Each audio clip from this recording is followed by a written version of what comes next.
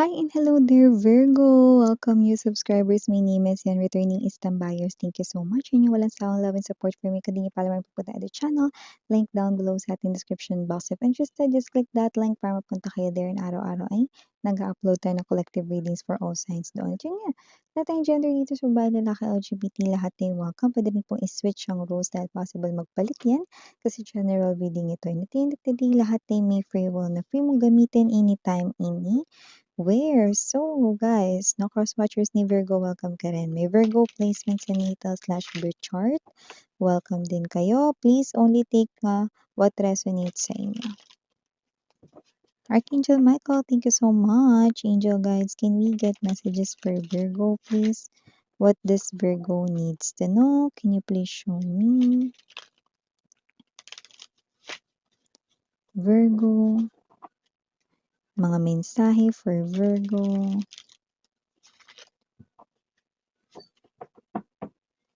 Okay, so let's go ahead and check these messages para sa'yo, Virgo. So guys, meron kayo ditong Knight of Coins, Ten of Cups, Magician, Seven of Coins, the Tower, Nine of Coins, Justice para sa bottom of the deck, High Priestess, and the Emperor. Okay, so parang may energy dito, Virgo, na parang feeling mo nagiging mabagal ang dating ng pera sa iyo. So nakikita natin dito, no, na yeah, it might be gano'n yung nangyayari ngayon, no, but I do pick up, no, na magiging stable yung pagdating rito ng pera sa iyo, no. Okay, nakikita ko na magbabago yan. Okay, ang mabagal na dating ng money na yan, no, ay nakikita ko dito na posibleng yan ay bumilis. Or ang maganda kasi dito, kaya ako binanggit yung stable, magiging stable yung kita mo na sa money. Kung parang kagaya ng ilaw, paandap-andap lang dito yung money mo, magbabago niyan. So yan o. Ikaw naman ginagawa mo dito na parang feeling mo wala masyadong nangyayari sa kaperahan mo, hindi ka masyadong nakakaipon or whatever. No, tuloy mo lang yan, oh. Okay, pasasaan ba't makikita mo rin, mawi-witness mo din dito before your eyes yung nakikita ko dito, see, look at that, you're being followed ng money. Okay, look at, no, behind you, money, following you, see? Susundin ka rito ng pera, papasok rito ang swerte rin sa loob ng tahanan. Okay, yung iba maaring merong family business dito, diyan ko nakikitang papasok ang swerte, just take only what resonates, okay? So speaking of home, nakikita ko dito na maaring biglain ka ng person mo sa isang marriage proposal. Uy, bongga yung mga babes, no? Kung ano man 'tong marriage proposal na 'to, na parang ito rin yung matagal mo nang inaabangan, tapos parang nanawa ka na lang. Pero eto na, babanggitin na ng person mo dito, no, ang good news na pinakahihintay mo. Proposal here ay coming, no? So maganda dito mga babes na yung parang surprise, hindi mo talaga alam, pero yun talaga yung gusto mong mangyari, yun talaga yung dinedesire mo, yun talaga yung wini-wish mo, and then, boom! Eto na yun, 'di ba? So, maliban diyan, nakita rin ako ng energy rito, no, na maaaring gulatin ka rin, no, sa pinagtatrabahuhan mo. Gugulatin ng ano, miss 'yan, gugulatin ng maraming trabaho. Maaaring maging busy ka dito pero nakikita ko maganda, magiging happy ka. Tsaka parang tina-try lang din dito, no, parang, tinitingnan, ina-assess, inoobserbahan ka dito ng boss mo kasi yan na pala yung time to shine mo, yan, oh. Oras na para iangat na yung posisyon mo, promotion ito sa iba, yung iba naman iangat ang inyo ritong kaperahan, credit man ito or quota, mamimit mo na yan. Oh, bongga, tuloy lang ang kasipagan mga babes, pero hindi ibig sabihin nun papalipas ng gutom ha. Kain-kain din on time and magpahinga rin, take time to rest. And of course 'no, sa workplace ninyo na make sure na magamit mo yung mga breaks 'no, coffee breaks, lunch break, okey? So, importante 'yan, okey? Para makapagtsismisan ka rin sa ibang pang mga colleagues. Pag-usapan niyo yung boss ninyo. Huwag na kayong papahuli. So yun 'no, maliban diyan meron pa ditong iba pang mensahe. We have here the High Priestess and the Justice. Kaya kung papansin mo lahat ito major arcanas dito. So meron ka bang parang hinihiling sa'yo ritong heart? Matagal na parang yun yung bagay na hinihiling mo 'no, bukod dun sa proposal 'no, ng person mo. Okey, kasi nakita ko dito ibibigay na rin ito sa'yo rito. Eh, ngayong 2026 mo na ito makukuha 'no or mare-receive kung ano man 'tong desire na 'to.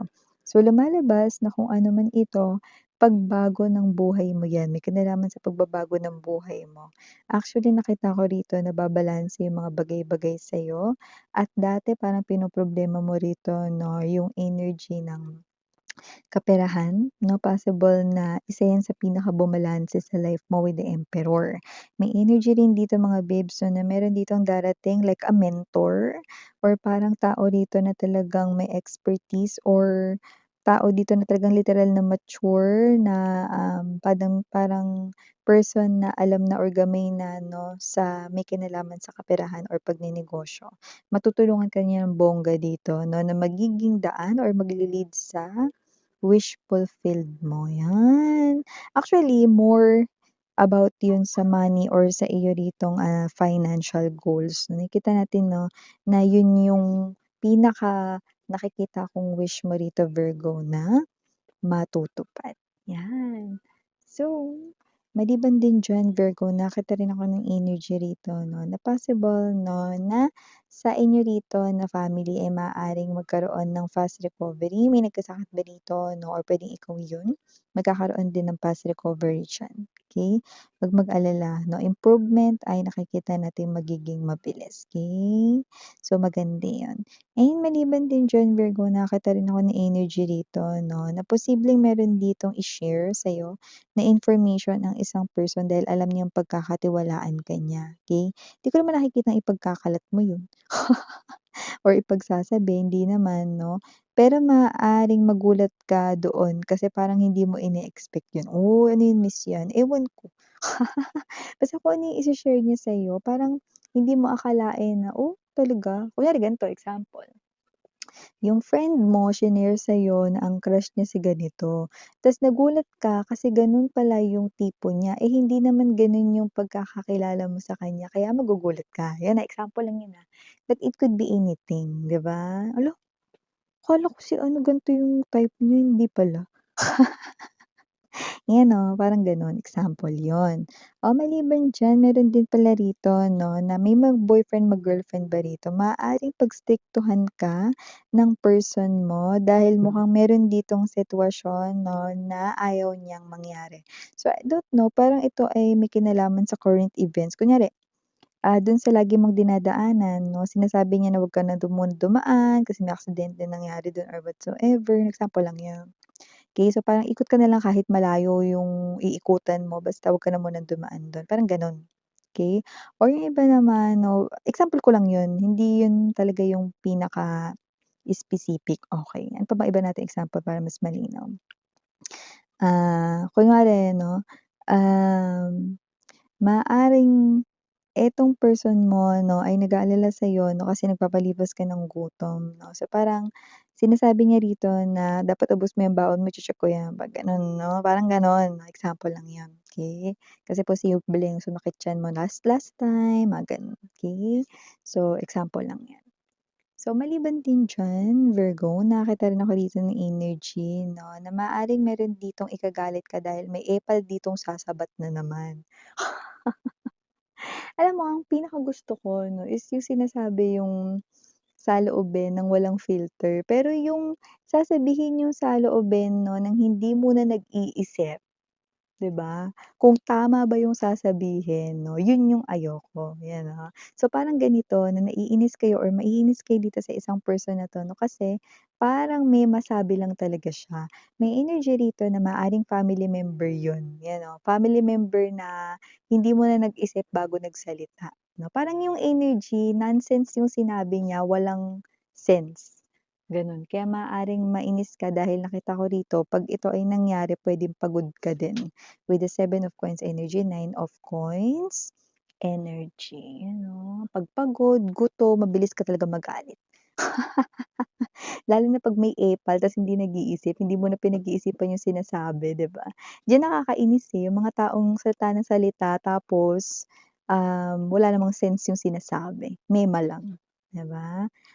Eto, kung may, gusto dito makibalita sa kanilang ex, may lumabas dito.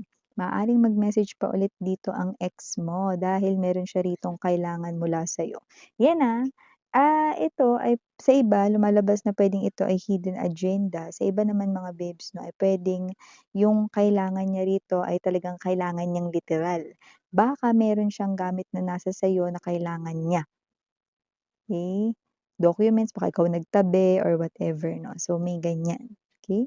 So just take only what resonates. So, yeah, Virgo, ito yung mga mensahe nakuha ko here for you guys. Again, I'm Miriana, only for the girls and Yana, Duna for the boys. Sarang, love and light.